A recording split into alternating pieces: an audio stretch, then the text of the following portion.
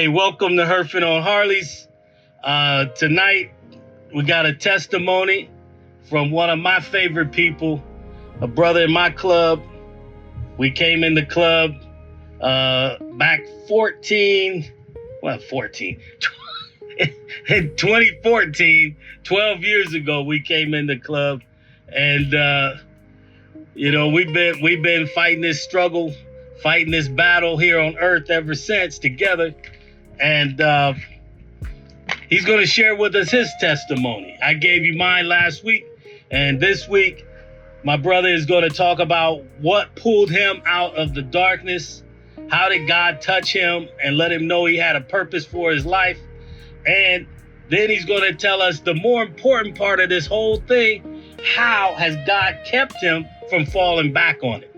How did God keep him from going back to this darkness that he found him in way back when?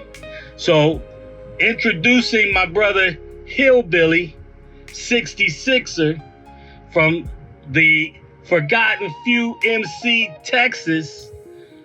Welcome, brother. What's up, brother? How you doing today? I'm good, man. I'm great. I'm happy that you decided to be here with me and share your story with us, man. If my story helps somebody else, I'm glad to give it. Amen. That's what it's all about, brother. Like I said in my video last time, we have a lot of guys, man, big prominent names. They give testimonies all the time, but they leave out the real part that everyone needs to hear, and that's after God saved you, then what? And so right. we want to know how God saved you, and we want to know then what? What happened? All the times you stumbled, you fell, you couldn't get up for a minute. God didn't leave you down there in that dirt, in that mud to wrestle with yourself. He pulled you up out of it. So we're going to get into all of that in a second. This isn't your first time on Herfin on Harleys. Nah. Yeah, it's been a while. I mean, you had some decent interviews, man. I think it's been a minute. You had some decent interviews. They got some attention. So, hopefully your celebrity will bring some people back here. Yeah. Right on. So, brother, tell me, what was your life like before you came to Jesus? Well, I grew up in a little bitty small town in southeast Texas. Everybody went to church, but my family, it was one of them things that you just did because everybody else did it. There was no real sincerity to it or faith in it. My mom tried to be the spiritual leader of the house while my dad was womanizing and drinking, and that didn't mix very well. So it was hit or miss as to when God was ever even brought up in my family. There was times where it was all we did, and then there was times where God was non-existent in my family. Now, was this led by your mom, whether or not you guys were on Jesus's train? I mean, were you attending church regularly, like every week, or was this only when she was feeling the spirit, or how'd that work?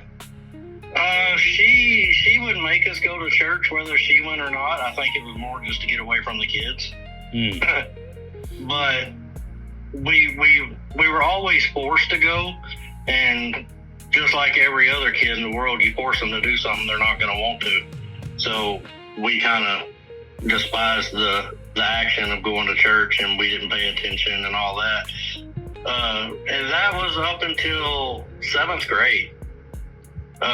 Once 7th grade hit, we moved up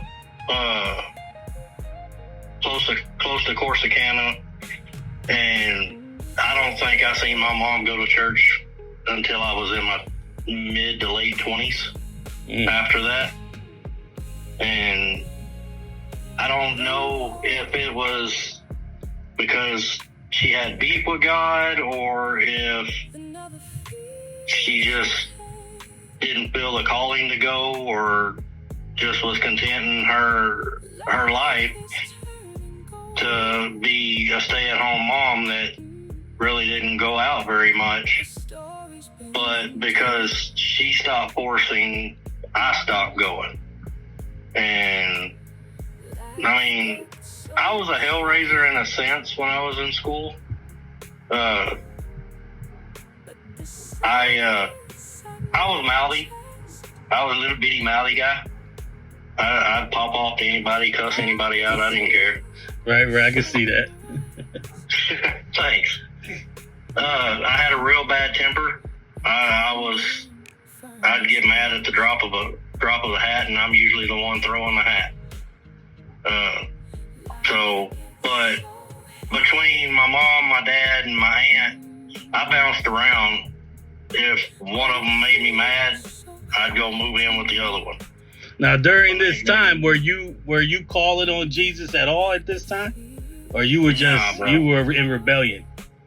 No, I was in rebellion. I was suffering with depression. When I was 15 years old, I loaded my 12 gauge, put it in my mouth, and pulled the trigger. It misfired. The gun never misfired. Brand new box of ammo. As a matter of fact, the next day I went out and shot, and the round that misfired shot the first round.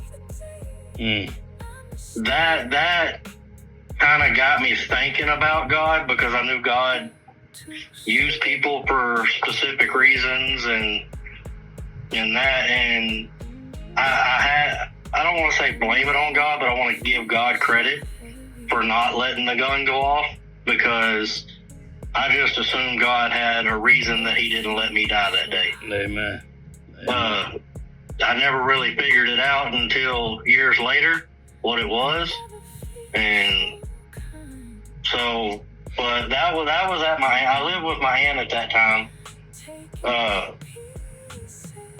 And it was just some drug up memories from my early childhood with a certain family member that did some things that we're not going to speak about to me. And I just felt useless and worthless and like nobody cared. Right. Because I figured my mom's letting me move off with all these other family members. She's not fighting. She don't care. My aunt's way of showing me love was to give me open credit cards and tell me to go to the mall and have fun. My dad's idea of love was to get me drunk and start fights with me. So I was kind of in a position where I had all these family members that had their own way of showing love, but it wasn't the love I needed. It wasn't the love that I craved. So what about your life changed at the moment that you pulled that trigger and it didn't go off? After that happened, I actually started going back to church a little bit. My uncle was an inner city pastor at a church in Lumberton, and I actually started getting into it, going in, worshiping, praying, and that's when I accepted Jesus in my heart when I was 15, and I was baptized in that church, and I was going strong. I was going out in the hoods with my uncle, helping him preach, and this was at 15, 16 years old, and I mean, I didn't care. So is this the point in your life you considered yourself to be born again or saved, or you feel like that wasn't yet it either? I think that was more of me wanting to, but not putting my whole heart in it. It was, okay, God didn't let the gun go off, so I'm going to give what I can to God. I'm not going to give it all, but I'm going to give what I can. You weren't sold out yet. Yeah, I wasn't 100% committed.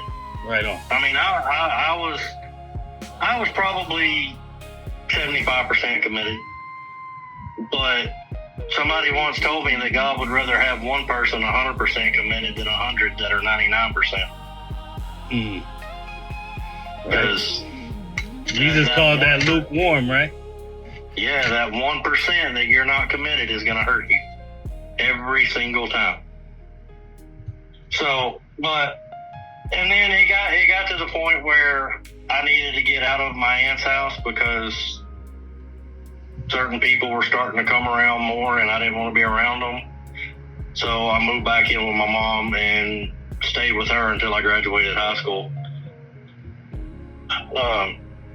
Now, my life kind of went topsy-turvy when I was 19. In December of 1997, I got out of high school. In January of 98, I was in Marine Corps boot camp.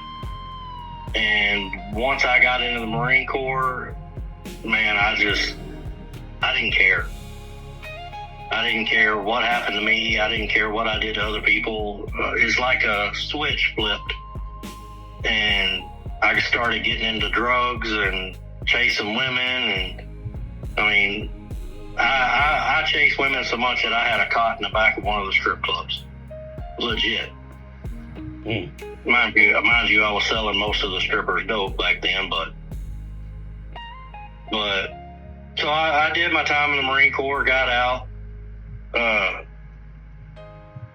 I got out with a general discharge under other than honorable conditions. I got into some trouble, and the Marine Corps politely asked me to leave. But once I got home, I started working just BS construction jobs, and I fell in with some people that were messing around with meth, and I got wrapped up in that. And man, that crap right there will take you down a road you don't ever want to go.